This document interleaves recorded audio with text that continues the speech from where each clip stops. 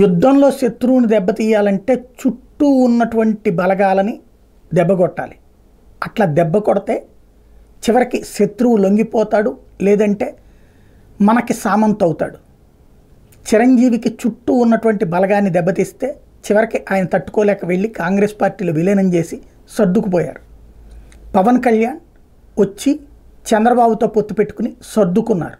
జగన్మోహన్ రెడ్డి తిరగబడుతూనే ఉన్నాడు. నాడు కాంగ్రెస్తో కలిపి దెబ్బతీస్తే జగన్ని, ఆ రోజున కాంగ్రెస్ పార్టీని వ్యతిరేకించిన జగన్ తెలుగుదేశం మీద కూడా పోరాడి ఫైనల్గా పార్టీని నిలబెట్టుకున్నాడు, ప్రతిపక్ష నాయకుడి స్థానానికి వచ్చాడు. ఆ తర్వాతన అదే తెలుగుదేశాన్ని దెబ్బతీసి ఏకంగా అధికార పక్షపు నాయకుడయ్యాడు. ఆ తర్వాత జగన్ చుట్టూ ఉన్నటువంటి జగన్ మీదన మీడియా దాడి చాలా సీరియస్గా చేసి జగన్కి సంబంధించినటువంటి అంశాల మీద సరైనటువంటి పాయింట్స్ని రైట్ చేస్తూ క్రమంగా దెబ్బకొట్టగలిగారు చంద్రబాబు గారు. ఇప్పుడు క్రిందటిసారి ప్రతిపక్ష నాయకుడుగా ఉన్నటువంటి టైంలో 23 మంది ఎమ్మెల్యేలని 4 ఎంపీలని తీసుకుని ఎట్లా దెబ్బకొట్టారు. ఇప్పుడు అట్లా జగన్కు ఉన్నటువంటి బలం ఏంటి అంటే 11 మంది ఎమ్మెల్యేలు.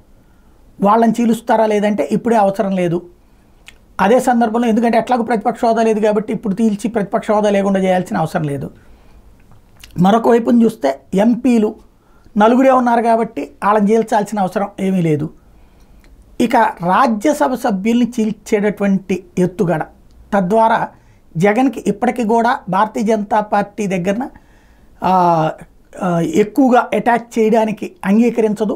ఎందుకు అంటే 11 మంది రాజ్యసభ సభ్యులు ఉన్నటువంటి పార్టీ కావడం. ఇప్పుడు ఆ రాజ్యసభ సభ్యుల్ని చీల్చేటటువంటి ప్రయత్నంలో భాగంగా 40 నుంచి 60 లక్షల రూపాయలు 60 కోట్ల రూపాయలు ఆఫర్ చేసి తీసుకునే వాళ్ళు వచ్చేటట్టు, తెలుగుదేశం వైపుకి వెళ్ళేటట్టు, లేదు అనుకుంటే వాళ్ళు రాజీనామా చేస్తే మళ్ళీ తెలుగుదేశం పార్టీ తరఫున వాళ్ళకి రాజ్యసభ సభ్యత్వం ఇప్పిస్తామని హామీలు ఇస్తున్నారంటూ సాక్షినే రాసింది. అంటే ఖచ్చితంగా బేరసారాలు బిగినైనట్టే. మరి చంద్రబాబు జగన్కి ఇద్దామనుకుంటున్నటువంటి షాక్ సక్సెస్ అవుతుందా లేదా చూడాలి.